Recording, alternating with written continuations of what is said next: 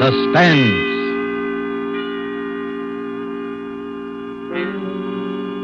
This is the Man in Black, here again to introduce Columbia's program, Suspense.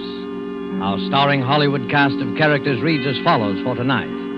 As Aunt Julie, one of those stark, severe, and terrifying women who is encountered ever so often along the grimmer outposts of the American countryside, Miss Agnes Moorehead. As Carol Linden, the girl who returned to a scene of childhood happiness and found terror living in the house, Miss Ellen Drew. As Paul, Carol's husband, who had his own ideas as to the explanation of these strange events, Mr. Ted Reed. A first radio play by Larry Roman called Uncle Henry's Rosebush is tonight's tale of suspense. If you have been with us before, you will know that suspense is compounded of mystery and suspicion and dangerous adventure. In this series are tales calculated to intrigue, to stir your nerves, to offer you a precarious situation and then withhold the solution until the last possible moment. And so it is with Uncle Henry's Rosebush and the performances of Agnes Moorehead as Aunt Julie, Ellen Drew as Carol, and Ted Reed as Paul.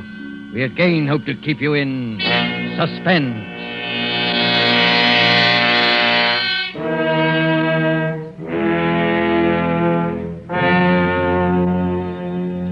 I shall tell you the story exactly as it happened. There's no use pretending. I'll never forget, and I know I'll not awake and find it all a dream. It's real, and for the rest of my life, I shall know it's real.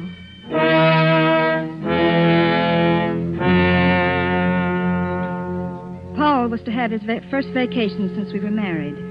I suggested we visit my Aunt Julie and Uncle Henry, who had a small farm upstate. They had always been very kind to me. When I was a child, I used to spend my summer vacations with them. They loved children. I've often wondered why they never had any of their own. Some time ago, I'd lost track of them. They had never seen Paul, and I was certain they'd like to. Paul said it would be fine. We'll surprise them, I thought. We were the ones who were surprised.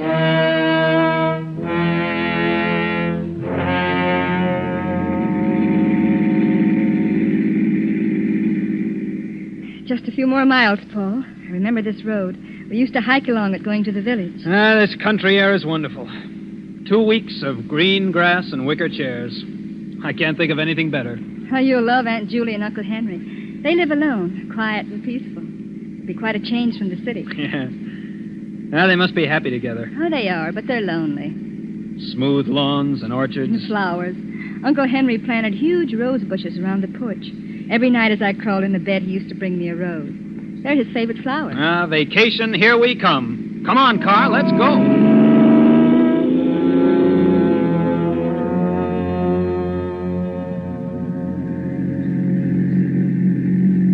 Just around the bend. Here we go.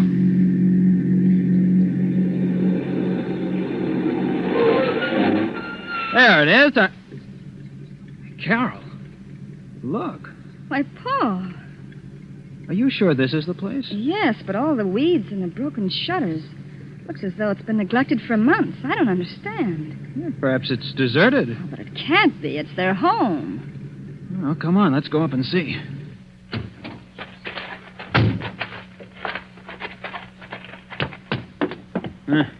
The dirt on this porch must be an inch thick.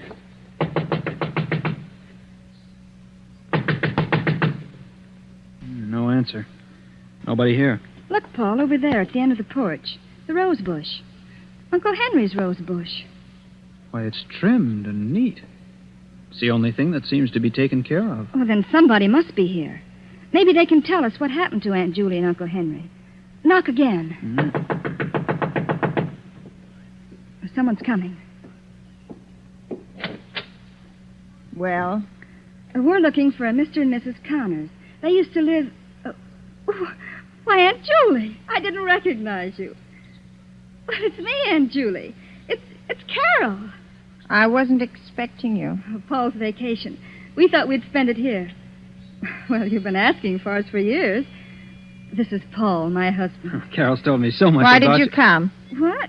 I said, why did you come? Well, aren't you glad to see us? Aunt Julie, something's happened. Nothing's happened. Oh, but it did. Tell me, Aunt Julie, we'll help. Well, of course we will. You shouldn't have come. Well, Carol, if she doesn't want us, let's go. No, Paul. This isn't like you, Aunt Julie. Something dreadful has happened, I know. Go, Carol. Please go. Listen, if it's money, Aunt Julie, well, we haven't got too much, but you're welcome to I it. tell you, nothing's wrong. Oh, but there must be. This house... You're her husband. I'm asking you to take her and go away. Oh, Come on, Carol. We're not wanted. Let's go. we're going to stay. Well, there you are. She's your niece, and you know how stubborn she can be. We're going to stay. Where's Uncle Henry? I say, where's Uncle Henry? He's not here. Oh, but where is he? He's not here. Isn't that enough? Oh, when'll he be back? He won't be. Oh, but Aunt Julie... He won't ever be back.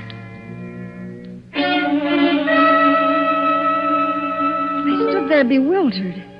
Aunt Julie had run out of the room. Oh, perhaps she was crying. I don't know. I just knew that Uncle Henry was gone. He had left her. It seemed strangely impossible.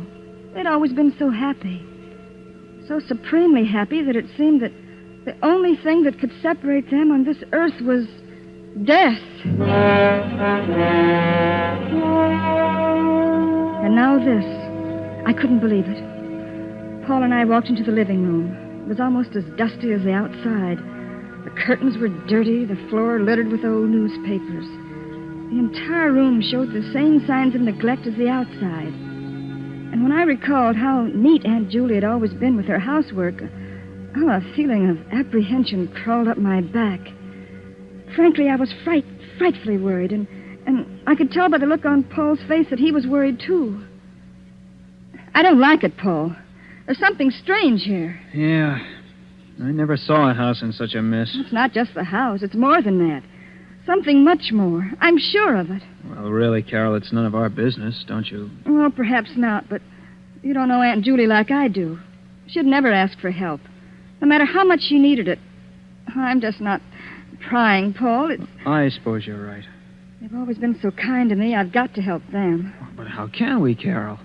Why, we don't even know what's wrong. They were always so happy together. Somehow I can't believe they've broken up. Something else has happened. Something terrible. And I'm going to stay until I find out what. Well, in that case, we better find a place to sleep. All the bedrooms are upstairs. Come on. Right.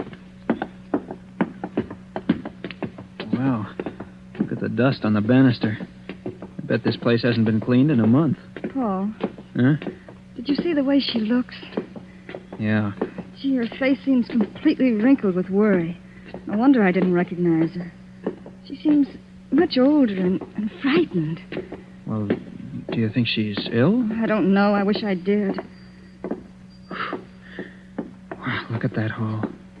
Gloomy and dirty. Where do these doors go to? Well, that one's to Aunt Julie's room, and this one's Uncle Henry's. The one across the way is the spare. I guess that's ours. Well, let's go in. Wow. What a mess. Well, might as well get busy cleaning. Yeah, there's nothing like a good round of house cleaning before supper. Paul, so long as Uncle Henry's not here, maybe we can take his room. It's got an adjoining door to Aunt Julie's, and then in case she needs us, we'll be near. Okay. It doesn't matter to me which room we clean. Let's go. Here. It's this one over here. Well, this is... Paul, look. It's all clean and neat. Well, I'll be darned. It's the only clean place in the whole house. I don't understand. Every room is inches in dirt, except this one. The outside is completely neglected. Except the rosebush. Uncle Henry's room and Uncle Henry's rosebush. I don't get it. Well, look, on the dresser there. Aunt Julie's picture and a pipe and tobacco. Why, that's Uncle Henry's favorite pipe. Drawers full of shirts, socks, underwear. Carol, if your uncle went away, why did he leave this? I don't know. Strange, but... What's that paper, Paul? Why, it looks like... It is an insurance policy for $30,000 payable to your Aunt Julie in case Uncle Henry dies. Carol, What are this you is... two doing here? Aunt Julie, What are you doing here? Well, we thought that What's we that could- in your hand? An insurance... Give it to me. But And keep out of this room. Oh, we didn't mean any harm. I didn't know how to take this. Uncle Henry's pipe and all his clothes were still in his room. And yet, Uncle Henry was gone. I couldn't understand why Aunt Julie got so angry. I looked to Paul for an explanation. I could tell he had something on his mind, but I didn't dare ask him what it was, and he didn't say. After Aunt Julie's outburst, we went back to the spare room and cleaned it. Then we washed and started downstairs for supper. Watch your step, Carol. These aren't the strongest-looking stairs. I'll be all right. Paul, what do you make of Aunt Julie's behavior? Frankly, Carol, I'm worried. I'm frightened. May as well admit it. There's something strange here that frightens me to death. Well, I don't think there's anything to be frightened of. It's just that... Oh, there, that's the last step. This way to the kitchen. Right. No, as I was saying, I don't think there's... Look out, Carol! Wow, that was close. That vase just missed you. A vase? Yes, and it was a heavy one. The one at the top of the stairway. If it would have hit me. Yeah. Oh, Paul, I'm frightened. Look, coming down the stairs. What happened? The vase fell. Just missed Carol. Oh, don't worry about it. I didn't like the vase anyway. The vase? What about Carol? She almost got killed. Never mind, Paul. It was an accident. An accident? We were just going in for supper, Aunt Julie. Care to join us? Well, Oh, come on, Aunt Julie. It'll do you good. Oh, all right. Here. You two sit right down. I'll have something prepared in a minute. I'm not very hungry. Oh, nonsense, Aunt Julie. I'll fix something that'll make your mouth water. You know, when Carol and I get through cleaning this place up, it'll look just like new. Yeah? Sure. I think when Carol and I have a family, we'll take them to a farm. Really? Yes, yes. You know, this place would be swell for children. Oh, what do you mean? What did I say? What's the matter? What's the matter with Aunt Julie? Where's she going? I don't know. I was just trying to make conversation. Just talked about children on a farm, that's all. Oh, Paul, I'm frightfully worried. Do you think we ought to call a doctor for her? I don't know. We have to do something. She certainly doesn't look too well. But maybe she isn't really sick. What do you mean? Well, maybe if your Uncle Henry did leave her, well, then maybe... You mean she still loves him? It's possible, but... Oh, but you don't really believe it. Oh, Carol, I don't know what to believe. I just know something's wrong. Uh-huh. I'm not hungry, Paul. Me either. Let's go for a walk. Maybe we can figure something out. Country's so peaceful and beautiful in the night. Yes, it is. I wish you could enjoy it. But I can. Oh, don't try to fool me. Your first vacation in years, and you run into this. Well, we have to help her. Of course. But how? Yes, we don't even know what's wrong. She not only won't tell, but we can't get near her long enough to talk to her. Suppose Uncle Henry really did leave her. He may have gone off in a huff. That would account for the clothes being here. Well, perhaps. And suppose she still is in love with him. Well, that would account for... But even if that's so, could that make her feel so badly? Make her act like this? Not talking, neglecting everything? Everything except his room and his flowers. I don't know. A woman's love is a strange thing. If you left me, I don't know what I'd do. Well, if that is the case, the thing to do is to make her forget. That won't be easy. No, I don't imagine it would be. But suppose we take her to the city with us until she forgets. Well, we could ask her at least. Yeah. Yeah, come on. Let's go find her. Oh. Hey, watch out. You almost fell. I tripped. I'm all right. Look, Paul. What? Look what I tripped over. It's a mound of freshly dug earth. Well, what's that for? Paul, it looks like a grave. Oh, don't be silly. Why, it's just a... Forget it. Come on, let's find Aunt Julie. Paul, Forget it. Say, what's that building over there? That's the barn. There used to be a swell old cow there with a bell around her neck and chickens and ducks and all sorts of pets. Yeah, this must have been a happy place. It was, but now... Paul, standing by the barn, it's Aunt Julie. Come on, let's ask her now. Aunt Julie! What you doing? Following me? How could you? Well, it was a nuisance. Oh, Aunt Julie. Oh. A cat. with its neck wrung. This was the first indication of Aunt Julie's ruthlessness. It seemed so unlike the Aunt Julie that I knew. She was always kind. But there was no mistaking the anger in her eyes as she stood there in the dim moonlight, the strangled cat in her hands. She killed it, she said, because it was a nuisance. If she could do that, what else was she capable of doing? Paul and I went into the house. We went upstairs and put the finishing touches in our room and went to bed. I couldn't sleep. And as I watched the moon make its slow, solitary way across the heaven, I kept thinking, Paul and I are also a nuisance. Paul and I are also a nuisance. Toward midnight, I became drowsy and was just beginning to fall off to sleep when I heard footsteps in the hall. Paul. What? Paul, wake up. What is that? Shh. I hear footsteps in the hall. Footsteps? I don't hear anything. There. Hear it? Yeah. Must be Aunt Julie. Well, what would she be doing up this time of night? I don't know, but who else could it be? Well, I'll go see. I'm coming with you. Now, quiet. Don't put on the light.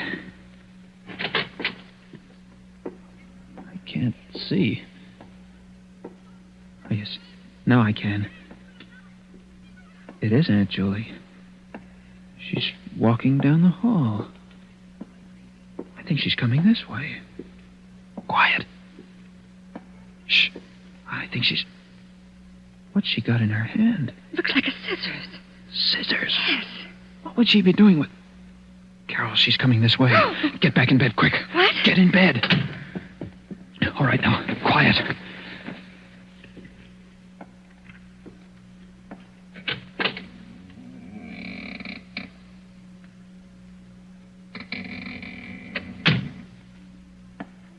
She went out. What?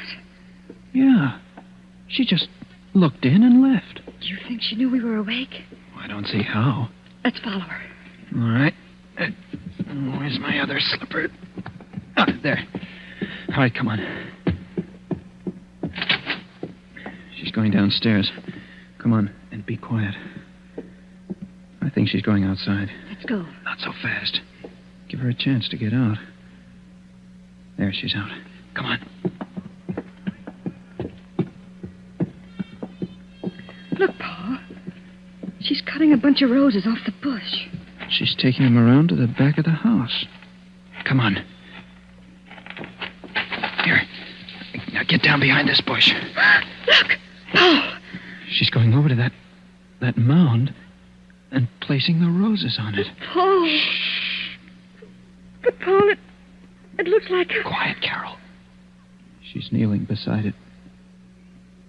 Now she's getting up and coming back. Get down.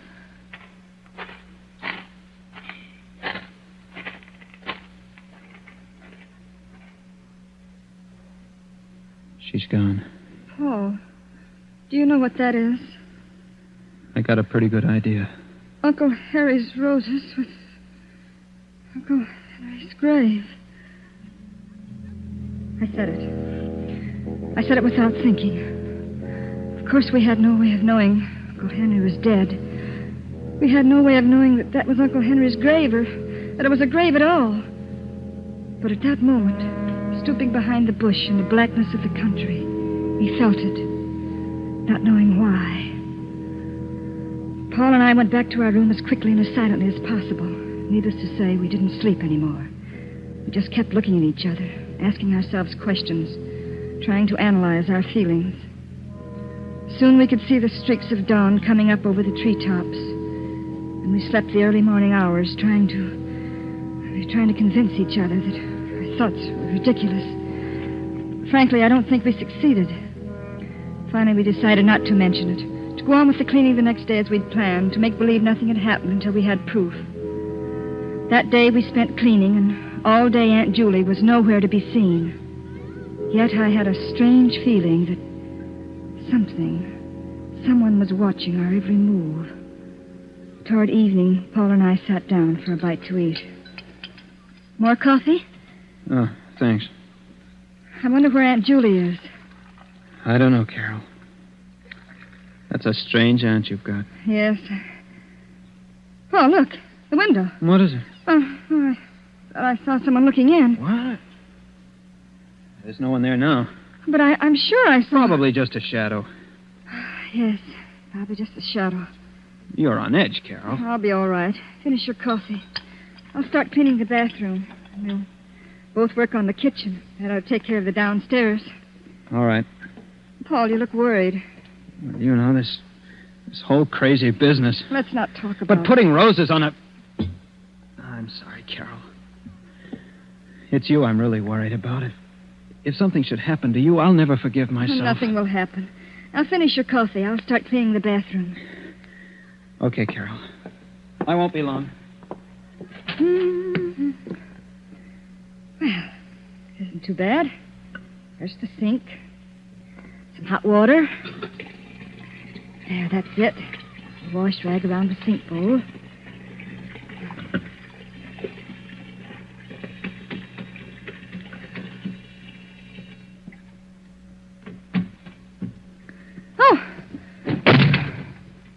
Oh, dear. Just the wind. Guess I'm getting jumpy. This place won't be half bad when it's clean. The medicine chest. Clean the mirror. And the shelves. Oh. What? Oh, Paul? Paul? What is it, Carol? Come here. What is it, Carol? What's the matter? Look. Here in the medicine chest. Where? It's a hypodermic needle. What would a hypodermic needle be doing here? Well, it's not likely to be here for nothing. Look, alongside of it. A bottle of... What's it say? I can't read it. It's awful-looking stuff. Open the bottle. All right. That cork's in tight. There. Oh, nauseating.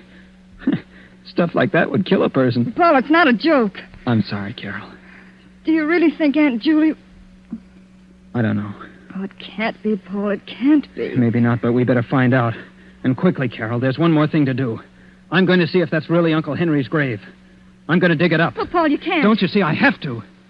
If it is, we're in danger. Of course. I'm still not sure that falling vase was an accident. We have to find out about this business once and for all. Well, I'm coming with you. We walked out toward the back of the house. And through my mind flashed the succession of events. The neglected house, Aunt Julie's insistence that we leave, the roses, the grave, the insurance policy, and now the hypodermic needle and that infernal oil. All the evidence pointed to but one conclusion. I couldn't believe it, and yet there it was, motive and method. And now we were going outside to dig up the last remaining evidence.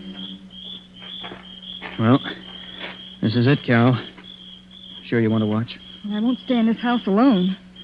Look at the beautiful roses around it. Hurry up, Paul. Let's get it over with. Okay. Here goes. I never thought I'd turn into a gravedigger.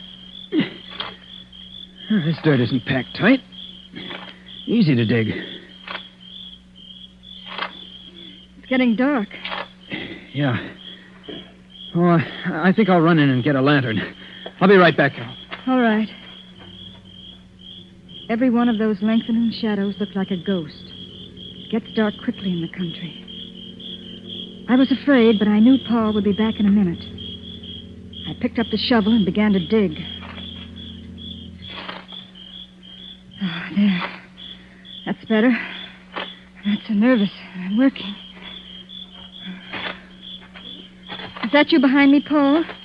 Bring the lantern closer. Gee, it's so dark. Paul, Uncle Henry! What are you doing? What are you doing? What are you doing to my grave? Put it back. Put it back. Oh, my flowers, my beautiful flowers, my lovely roses. You've hurt them. You've hurt my roses, and I won't let you. I won't. Keep away. Keep away, Uncle I won't Henry. let you hurt my roses. My sweet, delicate roses. Take your hands away. Take them. You broke them. You killed them. Stop it. Stop it, I'm Henry. going to kill her Stop just it. as she did my roses. Stop it. Take your hands away. Kill her. Henry. Kill her. Henry. Oh, forgive me, Henry. I didn't mean. Are you all right, Carol? Yes. Oh, Yes, I think so. What happened? What?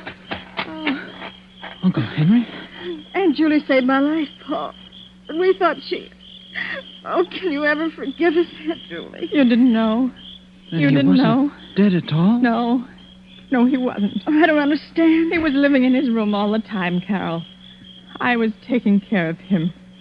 When you two insisted on staying here, I kept him out of sight. Oh, I didn't want to kill him, but I had to. He would have killed Carol. Aunt Julie. Oh, if you only had left when I asked you to. But perhaps it's better this way. He never got that violent before. I could always take care of him. The hypodermic needle and the sedative calmed him when he got a little wild, but then when I saw him strangle the cat, I knew he was getting completely out of hand. Yes, it's better this way. He's better off dead. Poor Uncle Henry. The grave and the roses were a whim of his. A whim. And look, he fell right in his own grave.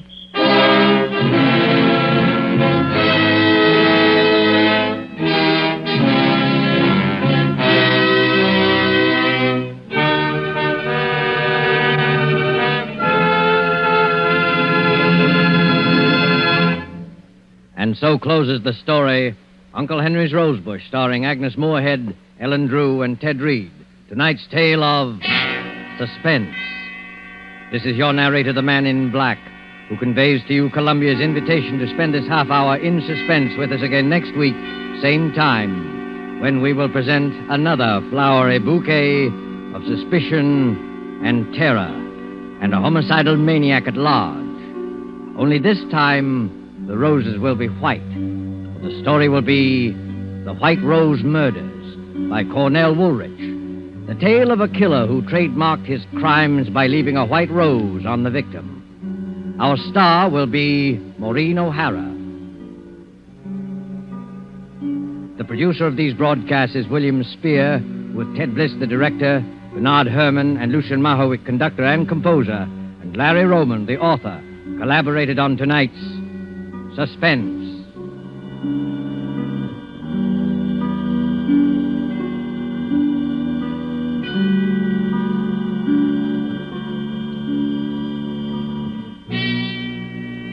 This is CBS, the Columbia Broadcasting System.